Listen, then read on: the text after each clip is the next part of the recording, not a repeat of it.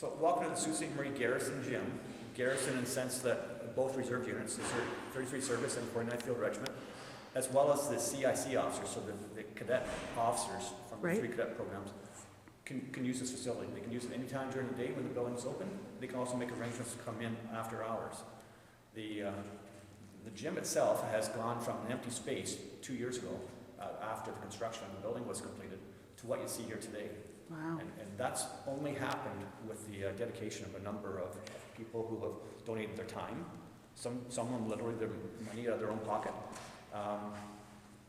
and some excellent advice from the fitness staff in Petawawa.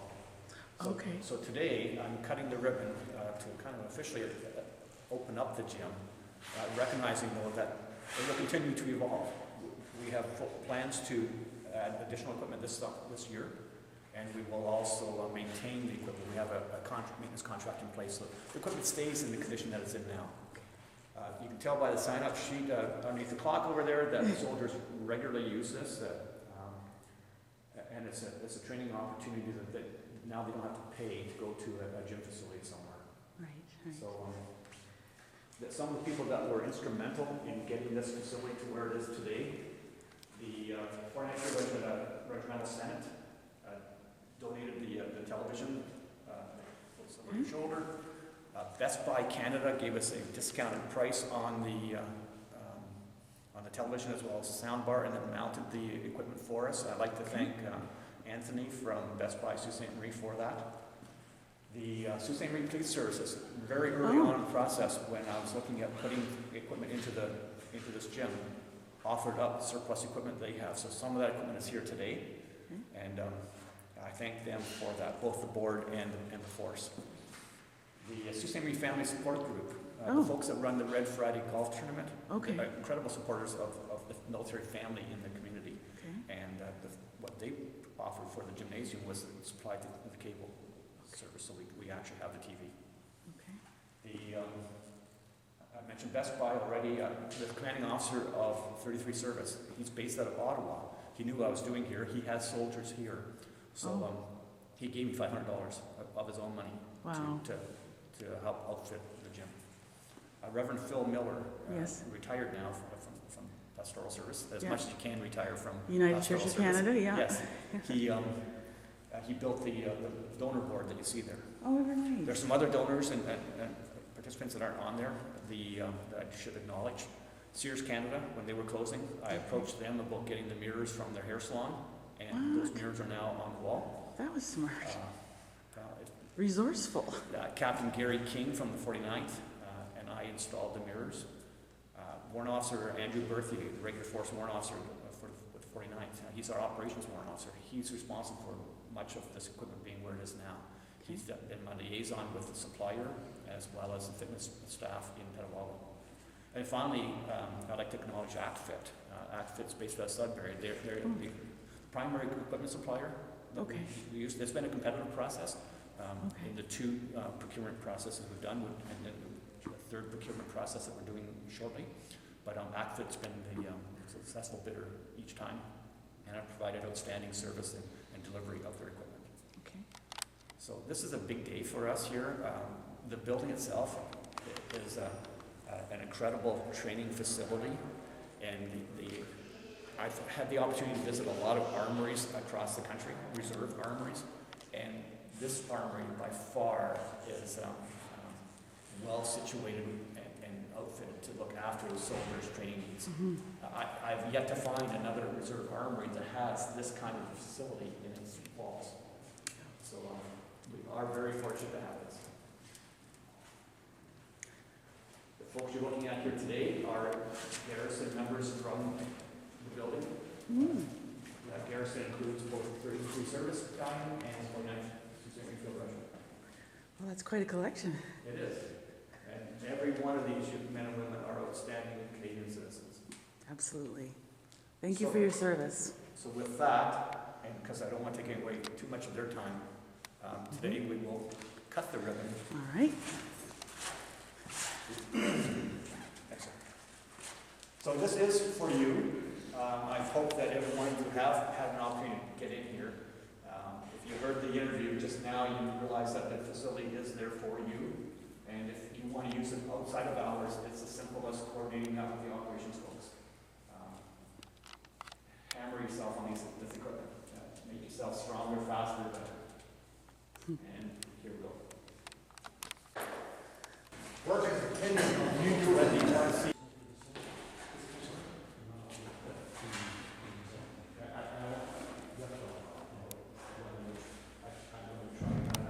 Significant impact area. Okay. We can't fire them locally. Okay. Likewise, we can't fire our rifles at a local range. So we have to go to outside the city to do that. Okay. The nearest artillery ranges for us in Canada are in Meaford, Ontario, near Owen Sound, Right. or Petawawa. Okay. The nearest rifle range for us in Canada is Burwash, the former corrections facility about half an hour south of Sudbury.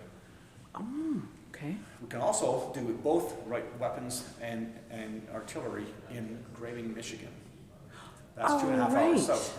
And Really, because of yeah. crossing the border, that requires a lot of administrative I bet it staff does. work ahead Sure. of time to make sure that we can do that. Sure. My message here is that when we do a live fire training exercise on a weekend, there's not a whole lot of time when you take away the travel time associated with getting to Yeah. those facilities. So the more training, realistic training we can do prior to that live fire training, Mm-hmm. the better, more effective we can be in that live fire training. So in our building here, we have an artillery simulator, which allows us to practice our craft Okay. here to minimize that delay when we actually do the third live fire. Likewise, on the second floor of the building here, we have a rifle simulator Okay. that allows us to take basic shooting skills and break them down into individual elements so we can improve the shooting habits of our soldiers prior to shooting live. Okay. So today I will show you both of those simulators. Cool. These target of opportunity will use data that can be converted into information that the guns need to be able to hit the target. Okay. There's a whole lot of processes that go into that. So the more that we can practice in a dry environment like this rather than a live environment, the more effective we can make of our time on our training weekends. Okay. So this particular facility is set up for a classroom. This is the side you're sitting on. So an entry-level observer is learning the basic skills. The other half of the room, we've turned it into a more advanced level. It's the same stuff, but we've ramped up the degree of difficulty. So to access the bunker in the middle row here, you crawl through a tunnel underneath here. And they're doing that with all their equipment that they would use for real. So they have to learn how to secure that equipment, keep it. We can do a whole bunch of practice in a short period of time. So we can very quickly hone those observer skills required to maximize that training time on the weekend. So, Do you think that people that maybe have a gaming background, like they enjoy the battle games on Nintendo or on Xbox 360? Most definitely. The technical skills for the new troops coming in, because they game all the time, Yeah. they far exceed my skills with this system. So Yeah, it only takes a day to train them, and once that's done, then they can operate the system for all the other trainees. Very interesting. Yeah, it works out quite well. Right. another tool in our pocket in trying to improve the skill set of our soldiers. Great. Wonderful. Sergeant, thanks for that. Thank you. The demo's going forward today. Simulator allows us to use the same rifle that we use live fire, but set up for simulation. So I'm going to who's going to do the brief today? So I'm going to let Bombardier Marcel take you through. Right guys, so this is our SAT, or Small Arms Trainer. Basically what we can use this training equipment for, like the CO that they touched on there, is basically our ranges are fair distance for driving, as well to go out and shoot live rounds. It does cost a certain amount of money, right? And Sure. this is an incredible asset to have within our building, because these rifles are designed in every way to simulate firing live. So they fire a laser within the screen, it's reflected back to the camera above me, and that allows us to have a very accurate a picture of where we're shooting, where we're hitting. Okay. And we can work on all our basics of holding a rifle, whether it be, how you squeeze the trigger, the pressure you put of the button to your shoulder, and basically it's a good training asset because it saves us having to travel all the way to Burwash. It saves us having to travel all the way to Petawawa or Grayling. So Right, yeah. without further ado, I can get Private McLean and myself. We can walk through the rifle and show you one of our programs that we've designed here, and we can show you.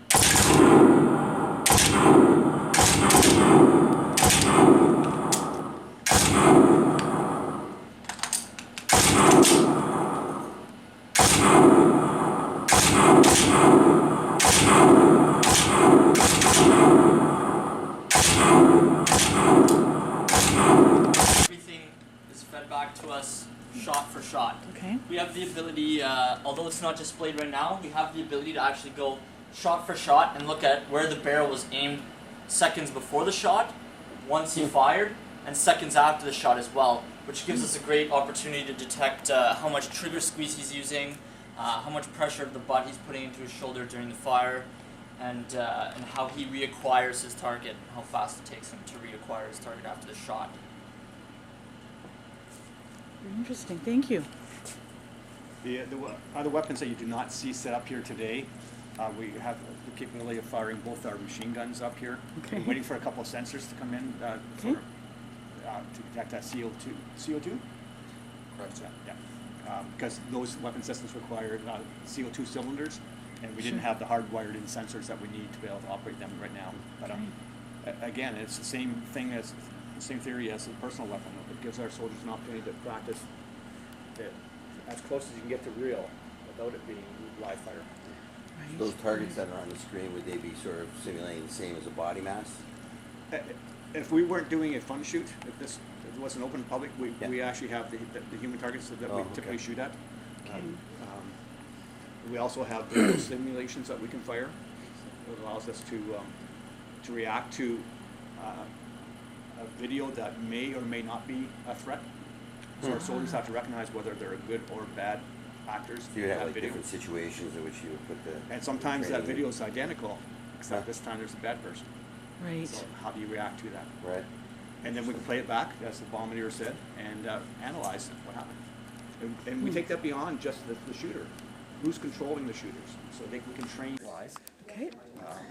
Going back to World War I, up to the case of this Bible here, the Afghan War. Is that right? The Bible here is the Bible that I use for every soldier that gets sworn into the regiment that wishes to swear. Inside the Bible is a register that has the names of every soldier who's ever enrolled in the regiment. Okay. The small Bible beside it was dated 1914. When I told my co-workers in my job that I'm now retired from that I would be going to Afghanistan, one of the guys I worked with brought that Bible the next day and told me that uncles of his carried it in World War I, World War II, and Korea, and asked if I would take it with me. So I brought it with me. There's a picture of me holding that Bible at the Kandahar Airfield Memorial. And I came home. I thought I couldn't think of a better place to put it than next to the Bible that we use when we swear in our soldiers. Thank you for sharing that beautiful story. So that little one was in Kandahar. Yes. Oh, This photograph up here is an interesting photograph. The story behind that is that solid silver statuette of the Bengal tiger. It's a mascot for the Royal Hampshire Regiment in London, England. They have an affiliation with us. So in the 70s, they were visiting and left that tiger statue with us. It sat on a shelf in the officers' mess for a number of years, and then when I retired from my day job, I decided we were going to go over to England and France and just see the 100th anniversary of Vimy Ridge. And since we were going to be there already, we expanded the trip and made it a true retirement trip. And that included spending time in London. And the Royal Hampshire Regiment is headquartered at the Tower of London. okay. So I presented the original of this to the Royal Hampshires, and the original now hangs in the Tower of London. Whoa, how many people know that story? That's an incredible story. And besides being Sault Ste. Marie soldiers, the photography for this was done by Cavana Studios from Sault Ste. Marie. So Anna's work is Right. hanging in the Tower of London. Wow. That is Isn't that a amazing? remarkable story. It is.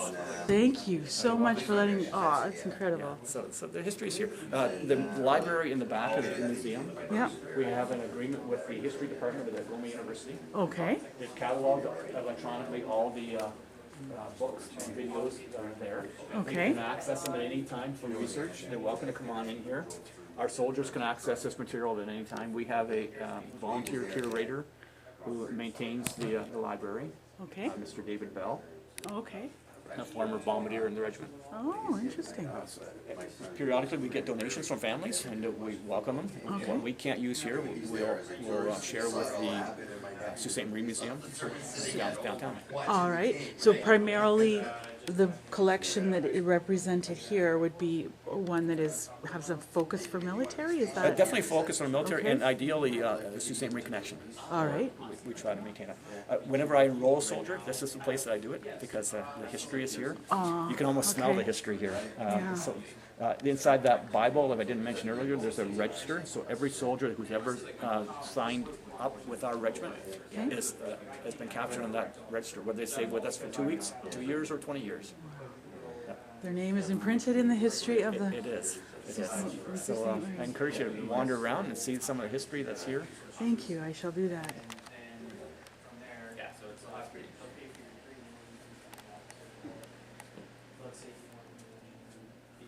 One of these places you never knew existed here in Sault Ste. Marie.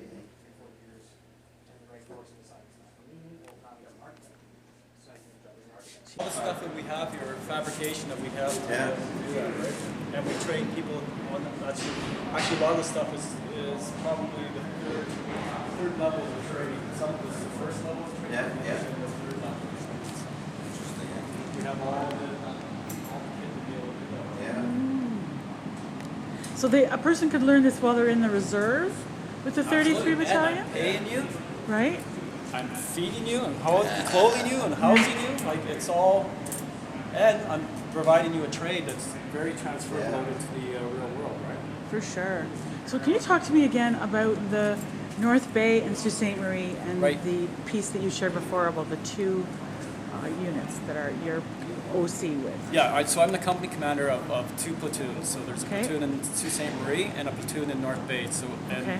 the two platoons make a company. So when we train as a company.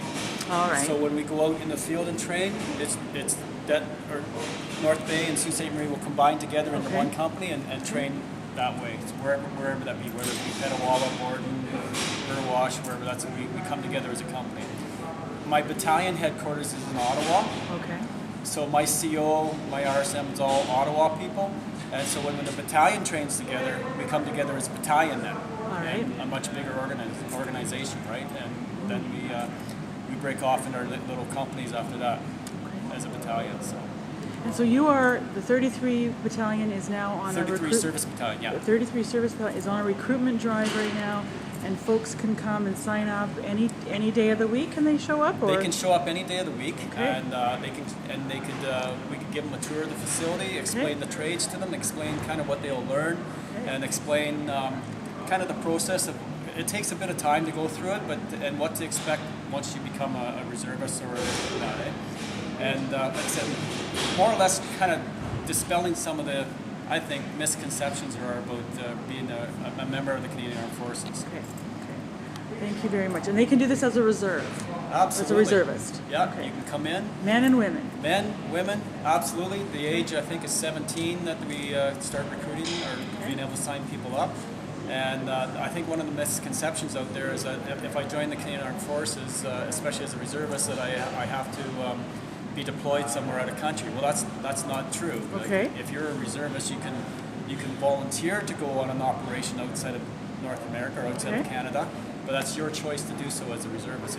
If your life isn't at that point in the time where you say you have school or you have a regular job and you can't get away with that, there's no expectation as a reservist that you would deploy outside of Canada or even inside of Canada. Okay. Canada, sorry. So I think one of the other misconceptions out there is that once I join the Canadian Armed Forces, that even as a reservist, says I'm locked in, I can't quit. Well, you can. I mean, we don't encourage that. Right, sure. Stick it out, but you can quit any time. Like it's no different than any other job. If it's not your cup of tea or it's not what you like, you can leave. Okay. Right? So, but I mean, like, it's a really good goal, I think, because the pay is very good. Okay. There's some added benefits to being, Sure. there's benefits that actually, health-related benefits that we can provide as Canadian Armed Forces to reservists as well, and that we're paying you. You're getting a pension. You have some benefits to go along with that. And I can help you with up to $8,000 towards your post-secondary education as well. Oh, that's Which excellent. is which is for Yeah. a lot of people, that's a good chunk of money, right? Absolutely. To help with your tuition or whatever the case may be. Yes, So, yeah. so it's all, there's some really good benefits, and I'm paying you the entire time that you're here, right? Right. So you're working, Yeah. you have a part-time job, you're getting paid, And the and thing you're that I learning keep, some really good life skills and Right. skills that will help you get Yeah. a job in the civilian world. right. And one of the things that I've heard time and time again from some of the young men and women that I've interviewed is that it's over and above all of that, it's about being part of something super important to them.